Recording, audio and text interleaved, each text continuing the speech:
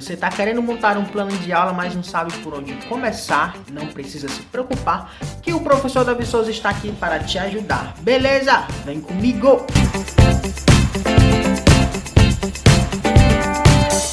Opa! Professor Davi Souza na área, trazendo mais um vídeo para você. Esse é o vídeo de número 1, onde a gente vai iniciar a montagem do nosso plano de aula passo a passo do componente curricular Geografia.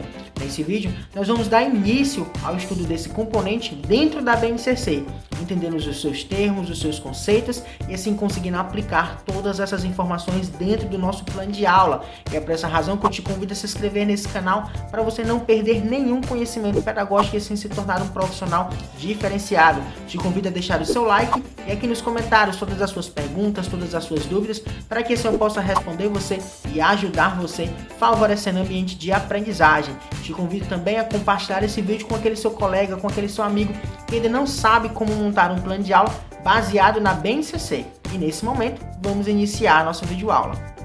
Então vamos lá iniciar mais um processo pedagógico, tá certo? Na aula de hoje nós estaremos iniciando o componente curricular de Geografia. Tá legal? Lembrando que nós estamos aqui na maratona Planos de Aula, que a cada semana um novo plano de aula é discutido aqui, onde a gente vai aprender mais sobre cada componente curricular encontrado na nossa BNCC, tá certo? Será uma série de 3 vídeos em relação à disciplina de Geografia, pelo menos em um primeiro momento. Dependendo da necessidade eu posso fazer mais vídeos, mas para me saber se eu preciso fazer mais vídeos, você precisa deixar nos comentários as suas dúvidas. Ah, professor, não entendi isso. O que é isso? Faz um vídeo sobre esse assunto e a gente vai construindo aqui o nosso fazer pedagógico. A primeira aula, que é a aula de hoje, o primeiro vídeo, a gente vai falar sobre a geografia na Base Nacional Comum Curricular, que no caso é a Ciências Humanas. Tá legal? Depois nós vamos fazer a primeira aula, a primeira parte do plano de aula, onde a gente vai estruturar, e a segunda parte, onde a gente vai colocar em prática. Tá certo? Então vamos lá. Para a gente iniciar, primeiro a gente precisa da Base Nacional Comum Curricular, que é a BNCC, o documento norteador de toda a educação básica. Então a gente precisa desse documento, que é um documento obrigatório para o nosso planejamento, seja ele anual, semestral, bimestral, mensal e até o mesmo meu plano de aula diário. Então vamos lá para o Google. Chegou no Google, a gente coloca aqui BNCC, Base Nacional Comum Curricular. Vamos abrir aqui no site do MEC.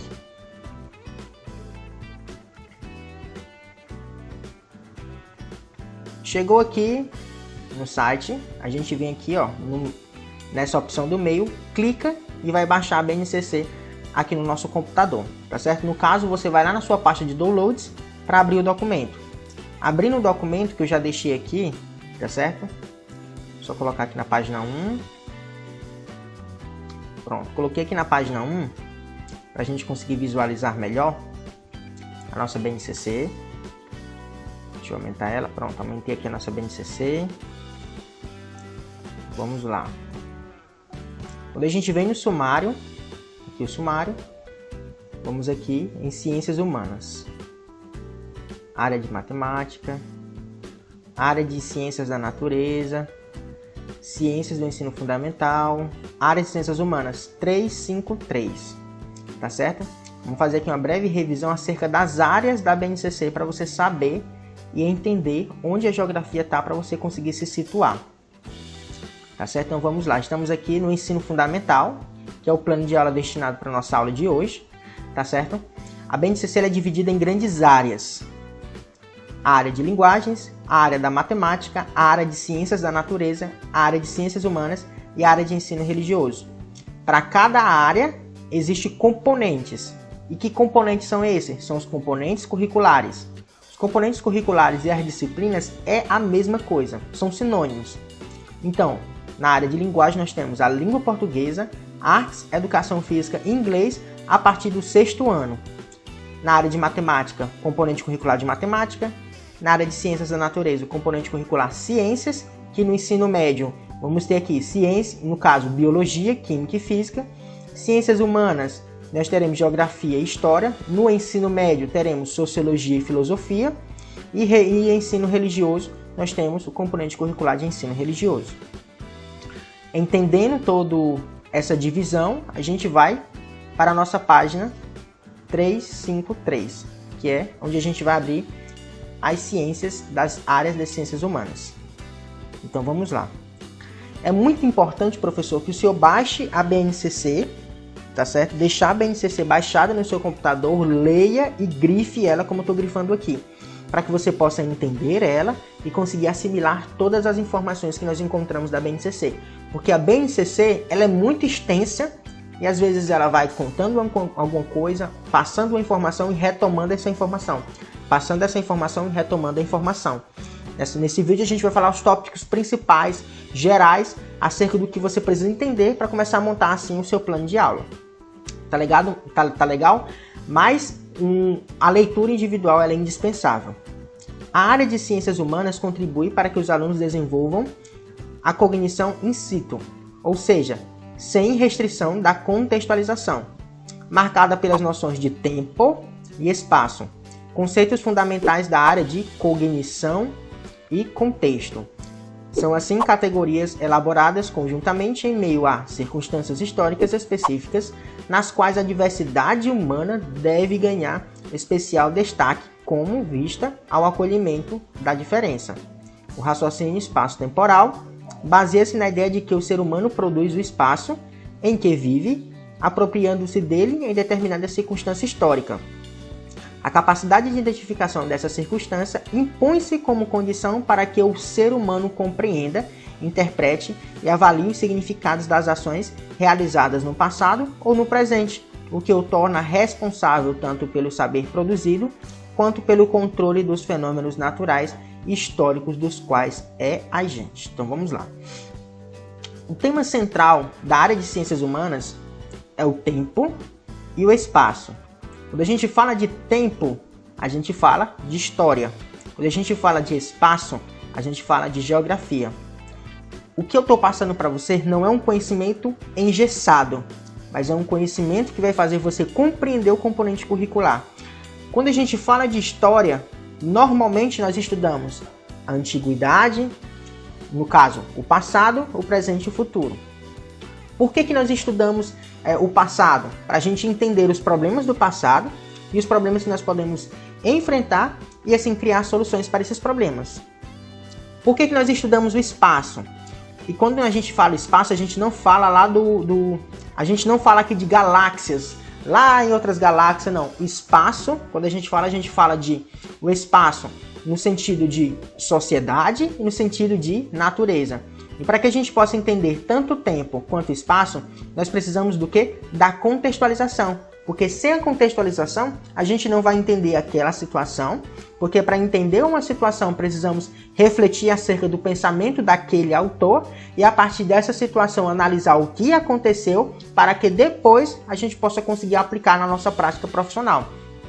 Cognição, quando a gente vem falar do intelecto, ou do conhecimento, ou da aprendizagem, e o contexto, por quê? Que nós precisamos inserir esse conhecimento no contexto para alcançar esse conhecimento. As circunstâncias históricas específicas. O raciocínio espaço-temporal. E torna responsável saber produzido fenômenos naturais e históricos dos quais é a gente. O que tudo isso significa? Quando eu estava estudando para o concurso, faz alguns anos que eu estava estudando para o concurso, e o professor levantou uma problemática, o professor do concurso, que foi muito, assim, foi tão reflexiva de uma forma, que eu peguei aquela informação para mim, acerca do que é interpretação e compreensão de texto. Compreensão de texto é quando você consegue codificar todas as informações que a gente encontra no texto, seja palavras, sílabas, frases, orações e o moral daquela história. Interpretação de texto é você se aprofundar sobre aquele tema dentro do texto, encontrando as interlinhas e entendendo a história a partir da cabeça do autor, a partir do pensamento do autor. Que a partir desse pensamento você vai conseguir entender o que ele quis dizer e assim conseguir aplicar. Quando a gente vem para a área das ciências humanas, a gente precisa refletir acerca disso também. Quando a gente vai analisar a história, primeiro, a história e a própria geografia, primeiro a gente precisa analisar o que o autor quis dizer com aquele texto. Mas por que o autor disse isso?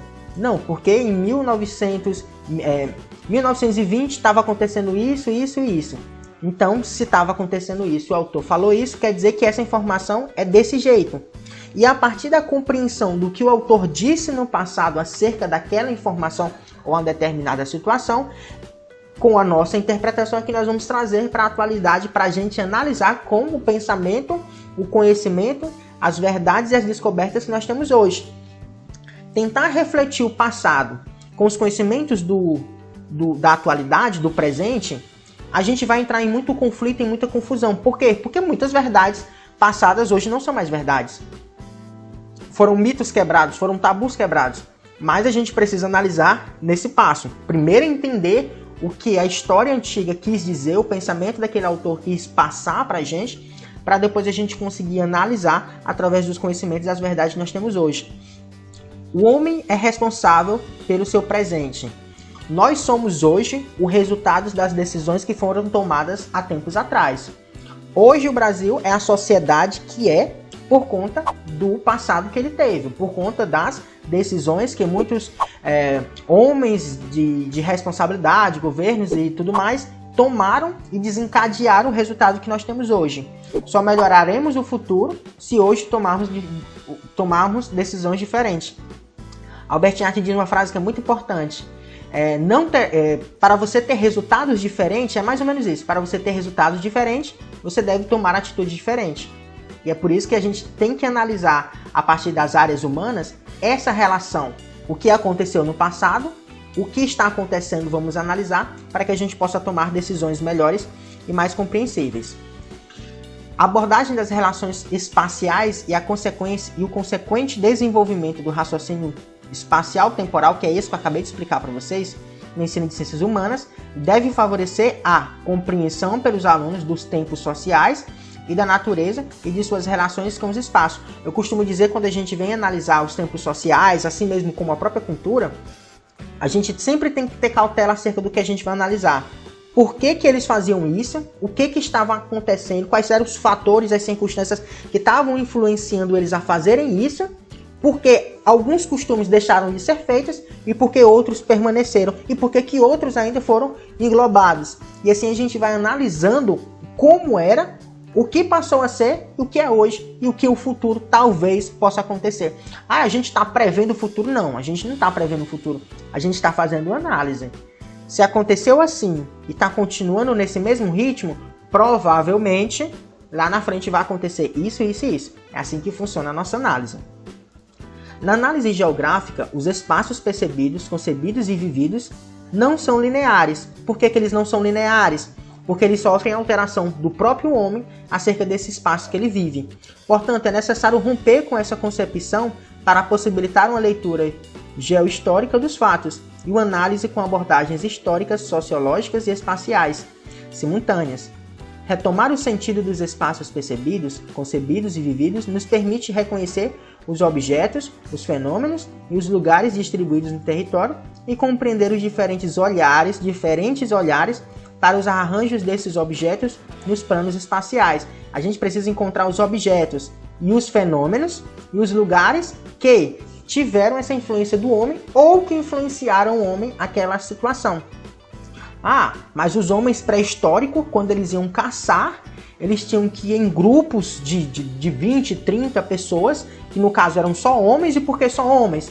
Porque o homem já tinha uma estrutura muscular mais forte, mais densa em relação a correr atrás do animal, a brigar com o animal, a matar aquele animal para comer. Então era por isso que iam em grupos de homens. E por que iam em grande quantidade? Por conta de quê? Porque os animais eram selvagens, eram mamutes, eram elefantes, eram hipopótamos e demais animais que nós encontramos aí. E para que eles pudessem matar esse animal e trazer toda aquela carne para a sua tribo, para a sua comunidade, eles precisavam em grande quantidade. Hoje acontece isso muito pequenininho. E quando eu falo isso, eu não estou falando do processo de extinção, mas eu falo em relação a caçar para ter aquele alimento. Hoje em dia tem as armas de fogo, onde a pessoa vai caçar ali, pega o animal sozinho, muito fácil, em relação a comparar com o tempo passado, faz aquela prepara aquele animal, cozinha aquele animal, conserva na geladeira, não tinha conserva naquele tempo, e assim a gente vai analisando toda a situação, para você ver como, para a gente ver duas realidades diferentes, mas no final sempre era o processo de alimentação, uma alimentação mais precária, quando a gente fala dos tempos antigos, das décadas antigas, e hoje uma alimentação mais conservadora em relação ao preparo desse animal e a facilidade do consumo também desse animal. Embora o tempo, o espaço e o movimento sejam categorias básicas da área de ciências humanas, não se pode deixar de valorizar também a crítica sistemática à ação humana, as relações sociais e de poder e especialmente a produção do conhecimento e saberes, frutos de diferentes circunstâncias históricas e espaços geográficos. O ensino de geografia e história, ao estimular os alunos a desenvolver uma melhor compreensão do mundo, não só favorece o desenvolvimento autônomo de cada indivíduo, como também os torna aptos a uma intervenção mais responsável no mundo em que vivem. Então nós temos aqui crítica sistemática à ação do homem sobre o tempo, sobre o espaço e sobre o movimento. Espaço, tempo. Quando a gente vem falar aqui do espaço, a gente fala natureza e sociedade. E o movimento a gente fala da própria comunidade, assim também como os movimentos que desencadearam esses resultados. As relações sociais e de poder, governantes, autoridades e produção do próprio conhecimento e saberes. As verdades que um dia... Existem verdades absolutas que anteriormente eram absolutas e hoje a gente já percebe que existem alguns erros dentro dessa verdade, ela passou a não ser uma tanta verdade. Crítica. Quando a gente vem aqui para dentro das ciências humanas, existe a crítica e existe a capacidade de indagação, tá bom? Então vamos diferenciar as duas aqui. Crítica. Uma pessoa crítica é uma pessoa que só critica, tá certo? É uma pessoa que só critica. Ele é uma pessoa muito crítica, ele só critica. Agora o fulano de tal é uma pessoa que ele gosta muito de indagar. O que é indagar? A pessoa que indaga, ela critica, ela analisa, ela reflete, ela cria hipótese, ela aplica a hipótese e ela resolve o problema. A pessoa que faz uma indagação, ela tem essa capacidade de reflexão. Mais uma vez, reforçando. Quem critica, critica e não contribui com nada. Quem indaga, ele vai o quê? Criticar, analisar, refletir, criar hipótese, aplicar essa hipótese e solucionar um problema. Muitos professores, eles falam que nós vamos tornar os nossos alunos críticos. Mas em qual sentido de crítico? Porque se for de criticar, para criticar nós já temos uma sociedade crítica demais, que só sabe criticar. Mas sim, indagar, desenvolver a capacidade de indagar nos nossos alunos e nos próprios professores acerca do que nós precisamos fazer e como fazer para alcançar o melhor conhecimento. E ainda diz aqui, não só favorecer o desenvolvimento autônomo de cada indivíduo, como também os tornar aptos a uma intervenção mais responsável no mundo em que vivem. O alvo é tornar os alunos, tornar as pessoas mais ativas em nossa sociedade, mais responsáveis em nossa sociedade. Eu costumo sempre dizer isso.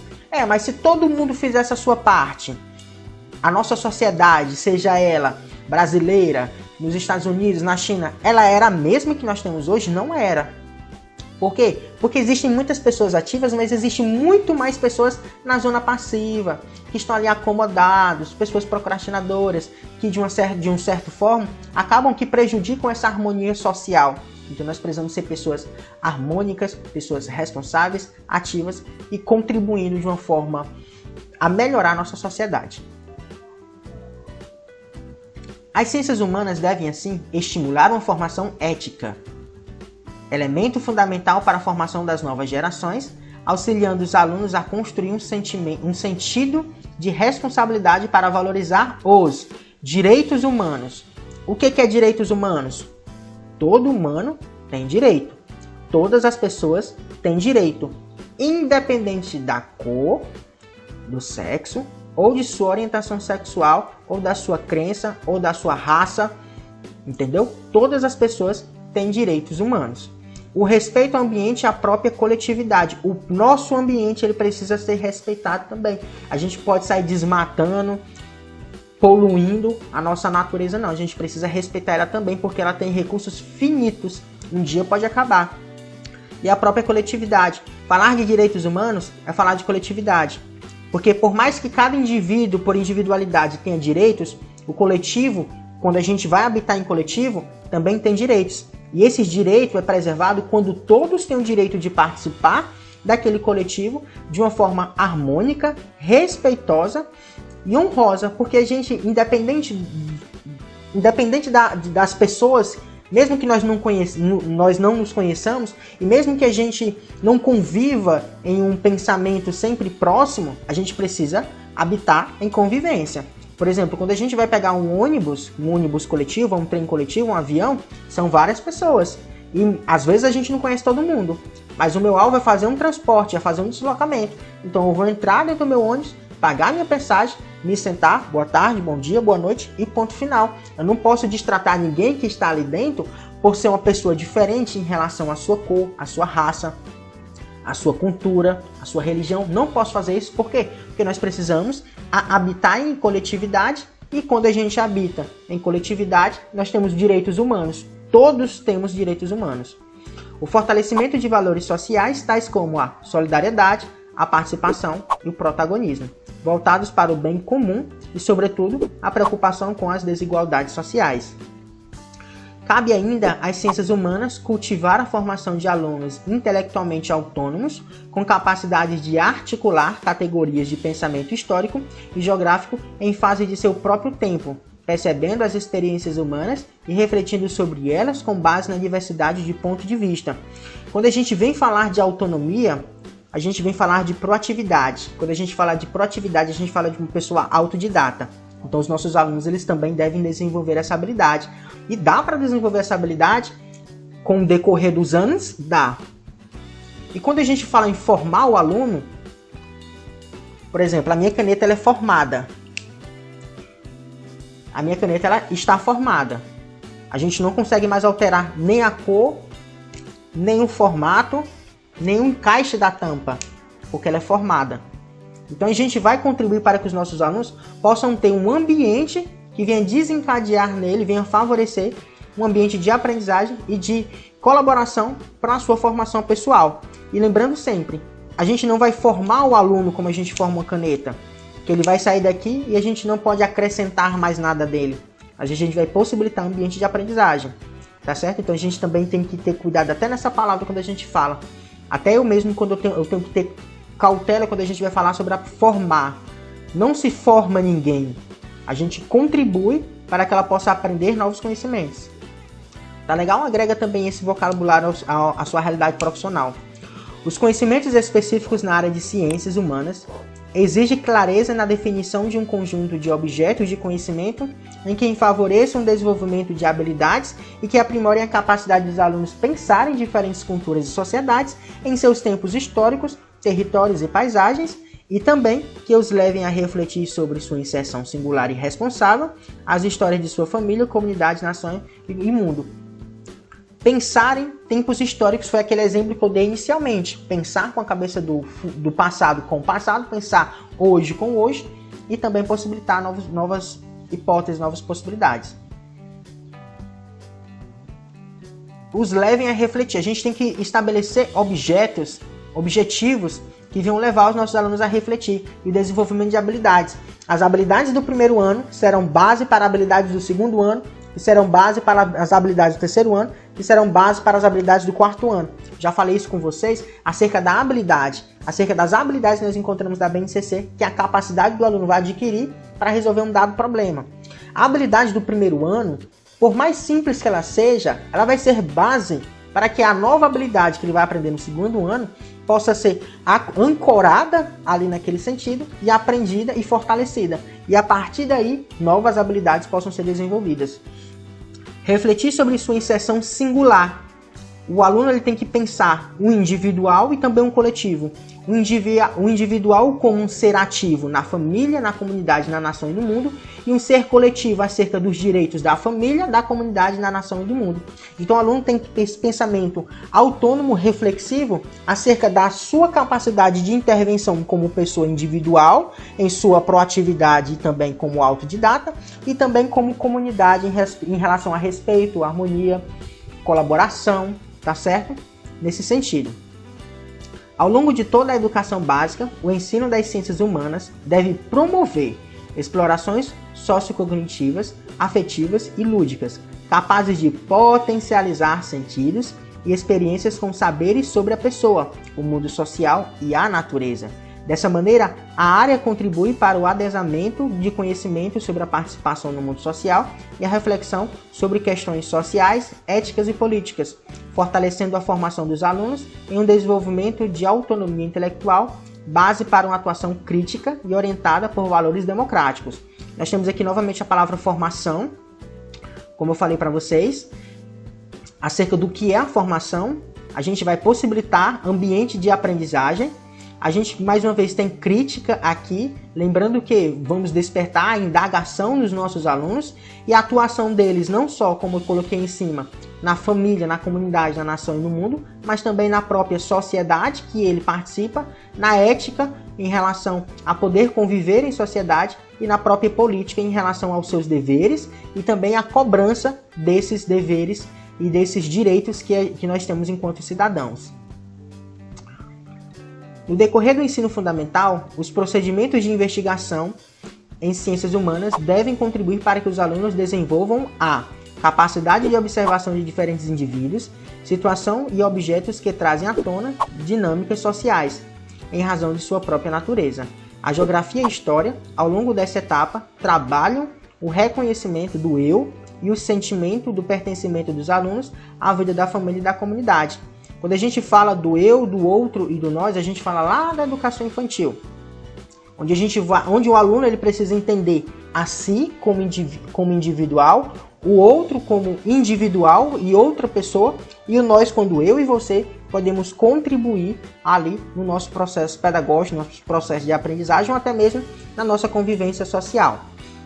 Tá certo? Processos de investigação. Lá no componente curricular de matemática, nós vimos procedimentos matemáticos, que eram procedimentos para resolver um problema matemático. Procedimentos de investigação é para a gente investigar acerca das nossas relações humanas, seja passado, seja presente, seja com expectativa e hipóteses para o futuro, para assim a gente possa entender e aprender a conviver em sociedade. No ensino fundamental aos iniciais, é importante valorizar e problematizar as vivências e experiências individuais e familiares trazidas pelos alunos, por meio do lúdico, de trocas da escuta e de falas sensíveis em diversos ambientes educacionais. Como a gente trabalhou lá na educação infantil, o eu, o outro, o nós, a gente vai trazer à tona esse conhecimento novamente para a gente trabalhar aqui no ensino fundamental. Tem um teórico chamado de David Ausubel. Quem é ele? É um teórico que fala sobre o ensino significativo. Não sei se você já ouviu falar, mas o que é o ensino significativo? É aquele ensino onde o aluno vai aprender coisas significativas, que ele vai conseguir aplicar na sua vivência e assim assimilar essa aprendizagem. Esse é o ensino significativo. Se eu vou trazer à tona um conhecimento que o aluno aprendeu na educação infantil, que é um conhecimento escolar, para a gente trazer uma breve revisão ou um novo assimilar, um novo olhar de conhecimento no ensino fundamental, a gente já percebe aqui que se a gente vai trazer à tona, a gente precisa também praticar e colocar na prática da vivência do aluno.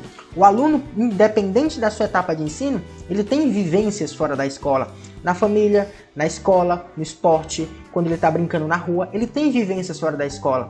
E nós, como professores, através da problematização, devemos trazer à tona essa situação para que ele possa entender o que está acontecendo, aquele conhecimento que está sendo passado, ele tem que entender aquele conhecimento que está sendo passado, assimilar esse conhecimento na sua realidade e fazer uma ancoragem, que é o que fala a teoria de David Ausubel, tá certo?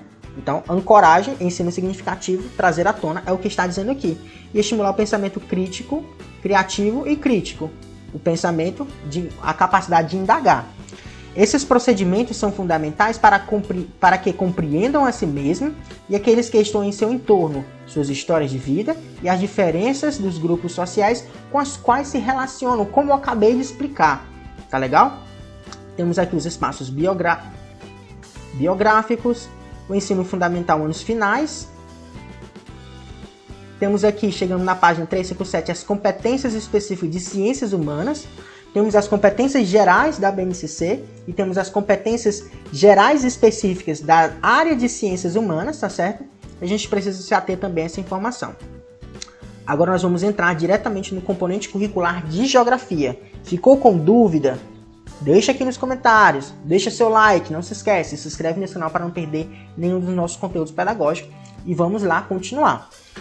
Quando a gente vem falar de Geografia, a gente rapidamente se lembra daquele professor. Eu não sei se o seu professor de Geografia era assim, mas o meu professor de Geografia, minha professora no caso, professora Lígia Campina, era uma professora muito divertida, que falava muito, mas que ao mesmo tempo que ela falava, ela também trazia muita reflexão em suas aulas, despertando em cada um de nós, alunos, naquele momento muito específico, como nós deveríamos trabalhar, o que nós deveríamos trabalhar em relação às nossas atividades e o que nós deveríamos pensar e refletir acerca dos problemas que nós enfrentávamos na vida social, seja mercado de trabalho, seja indústria, seja família, seja sociedade.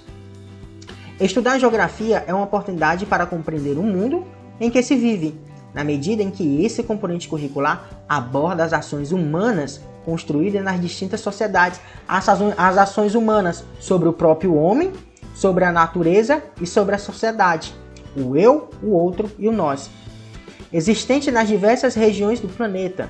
Ao mesmo tempo, a educação geográfica contribui para a formação do conceito de identidade, mais uma vez a palavra formação, lembrando que possibilitar ambiente de aprendizagem do conceito de identidade, expresso de diferentes formas, na compreensão perspectiva da paisagem, que ganha significado à medida que, ao observá-la, nota-se vivência dos indivíduos e da coletividade, nas relações com os lugares vividos, dos costumes que resgatam a nossa memória social, na identidade cultural e na consciência de que somos sujeitos da história, distintos uns dos outros e por isso convictos das nossas diferenças. Precisamos ter aqui em relação a conceitos sobre a nossa paisagem, a natureza, os lugares vividos, a nossa memória social, a nossa identidade enquanto indivíduo individual e também indivíduo participante de uma sociedade, a nossa consciência acerca dessa situação, desses fatos como contribuinte e não somente como participante, mas também como fator modificador daquela realidade e como um ser diferente. Para fazer a leitura do mundo em que vivem, com base nas aprendizagens em geografia, os alunos precisam ser estimulados a pensar espacialmente, desenvolvendo o raciocínio geográfico. O pensamento espacial está associado ao desenvolvimento intelectual. Aparece aqui uma palavra nova, que é o raciocínio geográfico. E o que seria o raciocínio geográfico?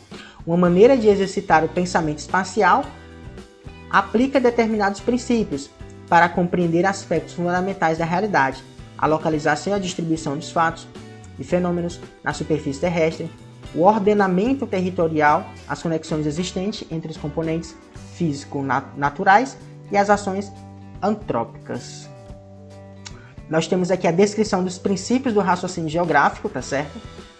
Aqui é o conceito do raciocínio geográfico e aqui nós temos os princípios, que é analogia, conexão, diferenciação, distribuição, extensão, localização e a própria ordem.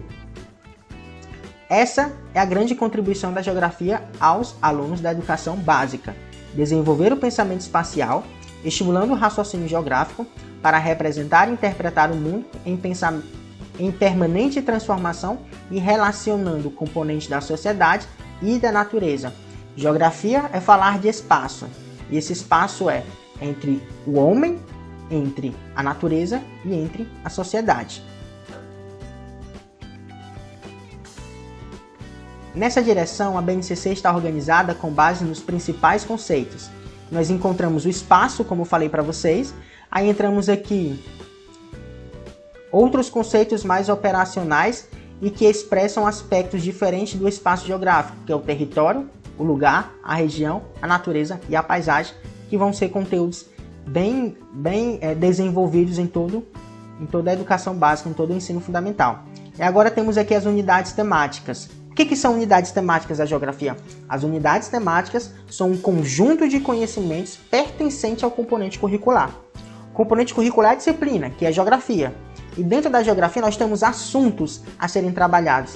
E para cada assunto trabalhado, nós temos o quê? Nós temos conteúdos, e esses conteúdos na BNCC são chamados de objetos de conhecimento. O primeiro é o sujeito o sujeito e seu lugar no mundo. Focalizam-se as noções de pertencimento e identidade. Conexões e escalas. Articulação de diferentes espaços e escalas de análise. Próximo componente curricular, mundo do trabalho. Os processos e as técnicas construtivas e o uso de diferentes materiais produzidos pela sociedade em diversos tempos. Unidade temática, forma de representação e pensamento espacial.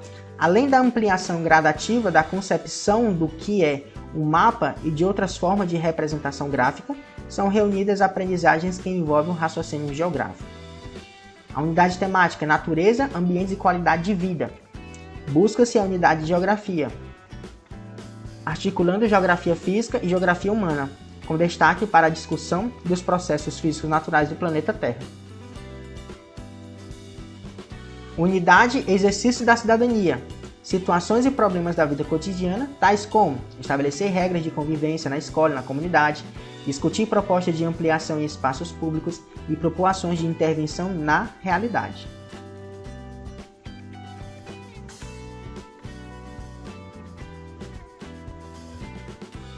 Assim, com o aprendizado da geografia, os estudantes têm a oportunidade de trabalhar com conceitos que sustentam ideias plurais, conviver com a diferença, habitar com a diferença e socializar com a própria diferença, porque nós somos todos diferentes.